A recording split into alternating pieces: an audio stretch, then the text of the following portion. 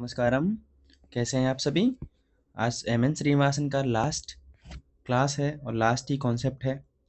संरचनात्मक प्रकारवाद का उपागम है, इस पर चर्चा करते हैं। और इस उपागम के माध्यम से इन्होंने कैसे बताया है कि समाज में परिवर्तन कैसे होता है, लेकिन जो सामाजिक संरचना है वो ऐसे ही बनी रहती है। सोशल चेंज तो आता है, बट सोशल स्ट्रक्चर जो है वो ऐसे ही रहता है, फिक्स रहता है, वो नहीं बदलता है। ठीक है। उसके बाद में आज तुलना करेंगे एम.एन. श्रीनिवासन और मैके मेरिट का जो कॉन्सेप्ट है सार्वभौमिकरण और संकुचितीकरण वाला। ठीक है, उसको बताएंगे कि उसमें समानता क्या है, असमानता क्या है, और एम.एन. श्रीनिवासन के बिना मैके मेरिट को नहीं समझ सकते हैं। ठीक है। उसके बाद में ज़रा इधर देखो आप लोग कि एस.सी. दुबे का और जो कालिया का है, एस.एस. कालिया का जनजातीकरण, ट्राइबलाइजेशन, डी.एन. मजूमदार का विसंस्कृतिकरण, डिसंस्कृटाइजेशन, एडमंड लीच का ब्राह्मणी समाजशास्त्र पर ज़्यादा फोकस करना ये आलोचना में। ठीक है। ये बताएंगे कि भाई क्या क्या इन्होंने आलोचना की है और इनका क्या क्या कॉन्सेप्ट रहा है। ठीक है। और इस सब को पढ़ने के बाद आपको पता चलेगा कि एम.एन. श्रीनिवासन का जो योगदान है ना भारतीय समाजशास्त्र में और इंडियन सोसाइटी को जो देखने का नज़रिया है उनका, फील्ड व्यू का, इन्होंने फील्ड व्यू के माध्यम से ही तो स्टडी की है ना। इन्होंने बुक व्यू को तो बिल्कुल ही नकार दिया है। तो जितने भी स्टडीज़ किए हैं इन्होंने फील्ड व्यू के माध्यम से, फील्ड व्यू के माध्यम से इन्होंने परिवर्तन को दिखाने की कोशिश करी है इंडियन सोसाइटी में। ठीक है। तो एक ब्रीफ में समझने के बाद हमें पता चलेगा कि हमारा भारतीय समाज जो दृष्टिकोण है बेसिकली रूरल सोसाइटी का वो किस तरह का है, और समझ पाएंगे कि how to work Indian society according to M N. Srinivasan approach. और एक हमें भी ब्रॉड अंडरस्टैंडिंग मिलेगी इसको पढ़ने के बाद में। ठीक है। पता है हम समाजशास्त्र क्यों पढ़ते हैं? हमें ब्रॉड अंडरस्टैंडिंग मिलती है ताकि हम कहीं भी कोई, हाँ, अगर कोई आईएएस बनता है, कोई आईपीएस बनता है, कोई प्रोफेसर बनता है, तो कैसे डील करना है उसको, ट्राइबल से डील कैसे करना है उसको, है ना? उसको शेड्यूल्ड कास्ट से कैसे डील करना है उसको, उसको अपर कास्ट से कैसे डील करना है, कैसे उसको बैलेंस बनाना है सोसाइटी में, कैसे उसको चीज़ों को जो स्कीम्स आती हैं कैसे इन्फोर्समेंट करना है उसको, कैसे समाज में हारमोनी जो व्यवस्था बनी रहती है, हारमोनी उसको बिगड़े ना, एक सामाजिक जो सौहार्द है वो कैसे भी बिगड़े ना, ताकि क्या होता है कि जो क्षेत्रवाद का जो मुद्दे हैं, रीजनलिज्म के जो मुद्दे हैं, है ना, कम्युनलिज्म के जो मुद्दे हैं, वो चीज़ें ना हों। इसलिए हम समाजशास्त्र पढ़ते हैं, इतना इंटरेस्टेड इसीलिए तो हम थिंकर्स को पढ़ते हैं। हमारा, और हम थिंकर्स को क्यों पढ़ते हैं? हर हमारे पास ना कम से कम दसों ही नज़रिए हों एक चीज़ को डील करने के लिए। ठीक है। चलो स्टार्ट करते हैं। एम.एन. श्रीनिवासन की हम 3 चीज़ें पढ़ चुके हैं। क्या-क्या पढ़ चुके हैं? संस्कृतिकरण हम पढ़ चुके हैं, डोमिनेंट कास्ट हम पढ़ चुके हैं, पश्चिमीकरण हम पढ़ चुके हैं, वेस्टर्नाइजेशन। ठीक है। अब पहले समझो, मैं लास्ट में क्वेश्चन भी कराऊंगा 250 वर्ड्स का। ठीक है। और पीडीएफ की चिंता मत करना, केवल यहाँ समझो, मैं पीडीएफ डाल दूंगा टेलीग्राम ग्रुप में। ठीक है। और व्हाट्सअप ग्रुप यार वो चल नहीं रहा था ठीक से, क्योंकि जो नए मेंबर्स ऐड हो रहे थे ना उसमें, तो नए मेंबर्स को पुरानी पीडीएफ शो नहीं होती थी, इसलिए मैंने ना वो करके मेरे से हुआ नहीं, तो मैंने टेलीग्राम ग्रुप बना दिया, वहाँ पे सारी पीडीएफ अवेलेबल है और सबको दिख रही हैं। ठीक है। चलो स्टार्ट करते हैं। एम.एन. श्रीनिवासन का उपागम कौन सा है? संरचनात्मक प्रकारवाद, स्ट्रक्चरल फंक्शनलिज्म का इनका उपागम है। तो देखो संरचना इनके अनुसार क्या है, मेरे अनुसार नहीं, इनके अनुसार क्या है कि ये क्या है, इनका संरचना पर केंद्रित रहते हैं। भाई समाज क्या है, एक संरचना पर आधारित होती है। संरचना कैसे बनती है? बहुत सारी संस्थाओं के द्वारा, परिवार है, विवाह है, ठीक है, नौकरशाही है, समुदाय है, स्कूल है, ये क्या है, संस्था ही तो हैं भाई। और ये संस्थाएं मिलकर तो संरचना बनाती हैं। संस्थाओं में परिवर्तन हो जाता है लेकिन संरचना में परिवर्तन नहीं होता श्रीनिवासन के अनुसार। तो संरचना, सीधी सी बात है, संरचना पर केंद्रित रहेगी। अच्छा, संरचना में विरोध भी होता है भाई। एक व्यवस्था में ऐसा थोड़ी ना है कि हमेशा अच्छा सहयोगी होगा, विरोध भी होगा। ठीक है। विरोध भी होगा, संघर्ष भी होगा और प्रकार्य होगा, दोनों होता है एक संरचना में। ये तो बात पक्की है ना आपको? संरचना का मतलब यहाँ समझ आ गया आपको?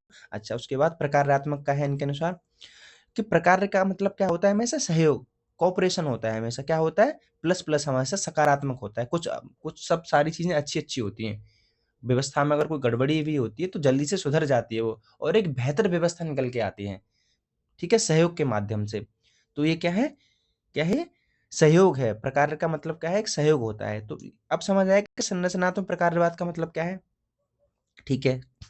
तो एम एन श्रीनिवासन ने आगे क्या बोला कि इन्होंने क्या कहा कि भैया संघर्ष इन्होंने पूरी तरह से हटा दिया। ठीक है, संघर्ष को पूरी तरह से हटा के केवल प्रकारवाद को महत्वपूर्ण बताते हैं। यानी इन्होंने जो समाज में जो परिवर्तन हो रहा है, जो सोशल चेंजेस हो रहे हैं इंडियन सोसाइटी में, इन्होंने किसके माध्यम से बताया? किसके माध्यम से बताया? प्रकारवाद के माध्यम से बताया, फंक्शनलिज्म के माध्यम से बताया, संरचना में बिना बदलाव किए। है ना? अब समझ आया ना इसका मतलब क्या है? अच्छा, अब इसको सिद्ध कैसे करते हैं? फील्ड व्यू के माध्यम से इनको प्रूफ किया है, बुक व्यू उन्होंने नकार दिया है। ठीक है, सामाजिक परिवर्तन को दिखाया, वही बात मैंने आपको बताई थी ऊपर और वही बात मैंने नीचे भी लिखी है कि सामाजिक परिवर्तन को दिखाया, बट सामाजिक संरचना में परिवर्तन नहीं हुआ है। समाज में परिवर्तन तो हो रहा है, अच्छी बात है, समाज में परिवर्तन होना चाहिए, लेकिन ऐसा थोड़ी ना है कि व्यवस्था ही डिस्ट्रॉय हो जाए भाई, है ना? मार्क्स की तरह कि पूरी व्यवस्था को ही बदल दो, पूरी संरचना को ही बदल दो। चलो, अच्छा ठीक है। उसके बाद में इन्होंने सामाजिक परिवर्तन को 3 तरीके से दिखाया, 4 तरीके से दिखाया। मैंने 3 तरीके लिखे हैं। संस्कृतिकरण हम पढ़ चुके हैं, प्रभु जाति डोमिनेंट कास्ट हम पढ़ चुके हैं, पश्चिमीकरण हम पढ़ चुके हैं। धर्मनिरपेक्ष में जब पढ़ाऊंगा, जब एक अलग कॉन्सेप्ट आता है, वो कंबाइन पढ़ाना पड़ता है। इनका जो कॉन्सेप्ट है धर्मनिरपेक्ष का, पंथ निरपेक्ष का, मैं अलग से सेपरेट पढ़ा दूंगा। ठीक है, तो आपको मैं एक लिख देता हूं यहाँ पे, जस्ट ए सेकेंड। धर्मनिरपेक्ष, ओके। अच्छा, आपको क्या करना होगा? इन सबकी 4-4, 5-5 लाइन्स लिखनी होंगी मैं आंसर में। अभी बता दूंगा, लेकिन अगर आपको ऐसे दिखाना है ना कि मान लो संरचनात्मक प्रकारवाद क्या है, एम एन श्रीनिवासन का जो उपागम है, इस पे 250, इसी पे 250 वर्ड की यही क्वेश्चन है।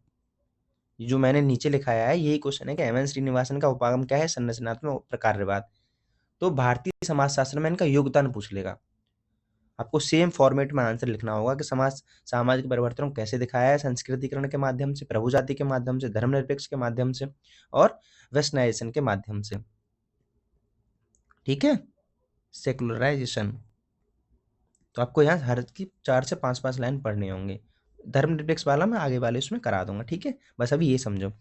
उसके बाद क्या है कि श्रीनिवास के संस्कृतिकरण, संस्कृताइजेशन और वेस्टर्नाइजेशन से मैकियम मेरिट के संकीर्णीकरण, पेरिकुलाइजेशन तथा सार्वभौमिकरण, यूनिवर्सलाइजेशन की तुलना, दोनों में समानता तथा असमानता के आधार पर, दोनों में समानता क्या है और असमानता क्या है। ठीक है, अब देखो जो मेंस का पढ़ रहे हैं ना, इसी मेंस से आप क्या दिखा पाओगे? आप प्रीलिम्स का भी दिखा पाओगे। इसीलिए मैं हमेशा फोकस करता हूँ कि थ्योरी पढ़ो, थ्योरी से ही आपके कॉन्सेप्ट क्लियर होते हैं, तभी तो कर पाओगे आप। उसके बाद क्या है कि देखो यहाँ ये टेबल से बना दी है मैंने, थोड़ा सा टेबल क्या है देखो, दीर्घ परंपरा और लघु परंपरा और यूनिवर्सलाइजेशन और पेरिकुलाइजेशन। थोड़ा सा इजीली मैं समझा दूं, कोई भी चीज मान लो लघु परंपरा क्या है? गांव है, एग्जाम्पल के लिए गांव रख लो इसको, एग्जाम्पल ये रख लिया गांव। दीर्घ परंपरा क्या है? एग्जाम्पल शहर। ठीक है, शहर है। तो अब क्या हुआ, कोई भी चीज गांव से निकली, देखो यहाँ मैंने ये एरो लगाया है, ये वाला एरो, कोई भी चीज गांव से निकली, ऐसे करके गांव से निकल गई, और वो चीज मतलब कोई परंपरा गांव से निकल के शहर की तरफ आ गई है, मतलब उस परंपरा का इतना प्रचार हो गया है, छोटी सी जगह से निकल के, गांव का है, छोटी सी जगह शहर का है, बहुत बड़ी जगह, तो छोटी सी जो परंपरा है वो पूरे शहर ने अपना ली, तो वो क्या बन गई? वो दीर्घ परंपरा बन गई, मतलब उस परंपरा का सार्वभौमिकरण हो गया। बात समझ आई आपको? लिटिल ट्रेडिशन से कोई निकल के जब बाहर की तरफ निकली और उसने बड़ा रूप ले लिया, मतलब वो ग्रेट ट्रेडिशन में बदल गई, तब उसका क्या हो गया? सार्वभौमिकरण हो गया। क्या हो गया?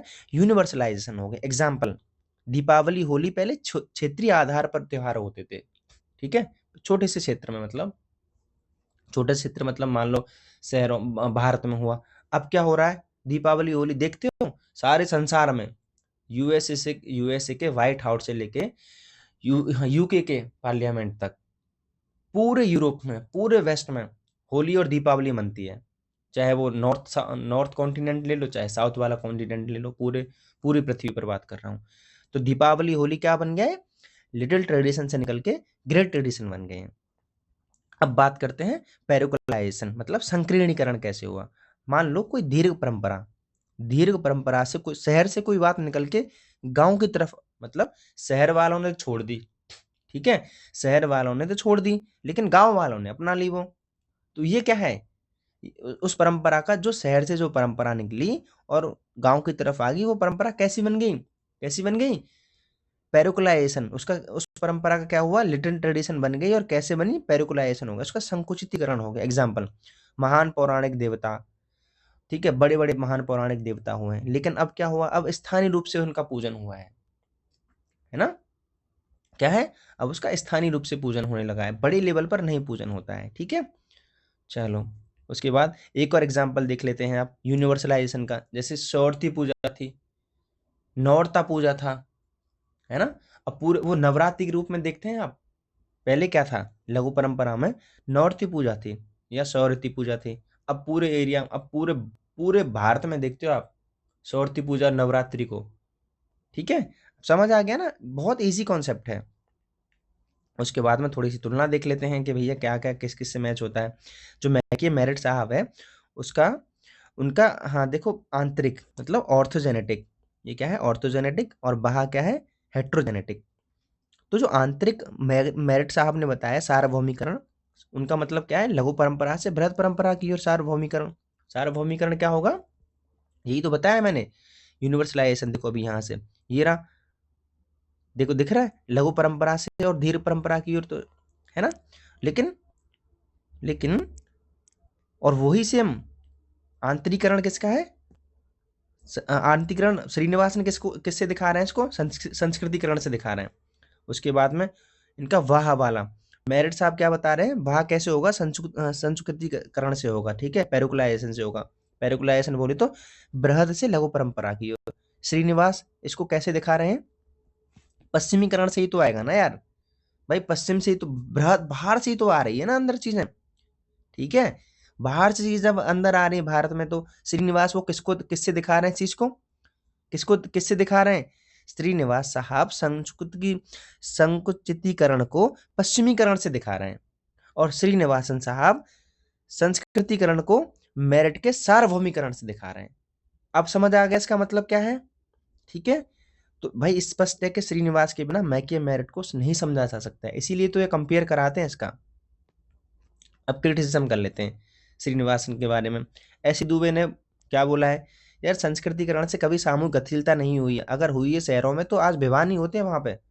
मान लो कि संस्कृतिकरण से बदलाव हुए शहरों में, लेकिन विवाह नहीं होते हैं। दूसरी इन्होंने क्या आलोचना की कि भैया प्रभु जाति नहीं होती कोई भी, क्या होता है, प्रभु व्यक्ति होता है, इन्फ्लुएंसल क्या होता है, पर्सनैलिटी होती है, ठीक है।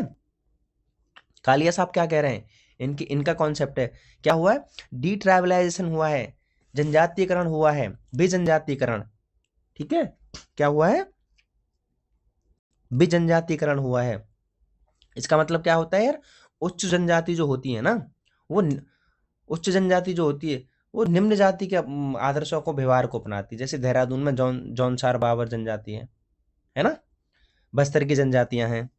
डीएन मजूमदार का कॉन्सेप्ट है विसंस्कृतिकरण का, डिसंस्कृताइजेशन का। ये कह रहे हैं कि उच्च जाति के लोग और निम्न जाति के व्यवहारों को अपना रहे हैं।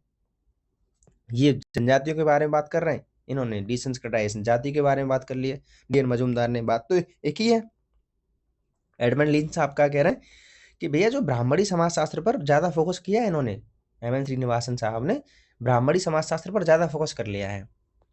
अब क्वेश्चन एक अटेम्प्ट कर लेते हैं कि संरचनात्मक प्रकारवाद उपागम के माध्यम से भारतीय समाजशास्त्र में श्रीनिवासन के योगदान का मूल्यांकन करें। तो ठीक है भैया, आपको मैं दिखा देता हूँ क्वेश्चन कैसे तोड़ना है कि संरचनात्मक प्रकारवादी उपागम, थोड़ा सा इसके बारे में पहले बताना है ना। कैसे बताना है, देखो ऐसे बताना है। यहाँ पे ये जो मैंने आपको 2 पॉइंट बताए ये वाले, है ना, क्या है संरचनात्मक प्रकारवाद क्या है। उसके बाद में फिर आगे क्वेश्चन पढ़ते हैं, क्या कह रहा है, माध्यम से भारतीय समाजशास्त्र में श्रीनिवासन का योगदान, यहां से लेके यहां तक योगदान क्या क्या दिया है। अब योगदान देख लेते हैं, 4 पॉइंट में आपको योगदान बताना है। संस्कृतिकरण, प्रभु जाति, धर्मनिरपेक्षीकरण, पश्चिमीकरण। इस पे सब पे 5-5 से 10-10 लाइन लिखनी है, सब पे 10-10 लाइन से लिखनी है आपको, जल्दी जल्दी करके, ठीक है। टेबल बना के जो मैंने आपको कॉन्सेप्ट बताए हैं। उसके बाद में आपको आलोचना लिख देनी है। एसी दुबे की लिख दो आलोचना, लुई ड्यूमो की लिख दो आलोचना, कालिया की लिख दो आलोचना, डीएन मजूमदार की लिख दो आलोचना, एडमंड डीज की लिख दो आलोचना। उसके बाद में इनका योगदान पर निष्कर्ष रूप में बता देना कि इनका योगदान अमूल्य योगदान है और इनकी वजह से भारतीय समाज को ब्रॉड समझने के लिए ब्रॉड अंडरस्टैंडिंग मिलती है और इनकी आज जो धारणा है ना संस्कृतिकरण के और पश्चिमीकरण के, आज बहुत हद तक भारतीय समाज में व्याप्त हैं। बात समझ आई आपको? चलो, इस एम.एन. श्रीनिवासन साहब का पूरा चैप्टर खत्म हुआ। एक बचेगा धर्मनिरपेक्षीकरण। एक और कॉन्सेप्ट आता है तो मैं उसके साथ इसको कंबाइन कराऊंगा। मिलते हैं नेक्स्ट थिंकर के साथ नेक्स्ट वीडियो में, बने रहिए। Have a good day. जय हिंद।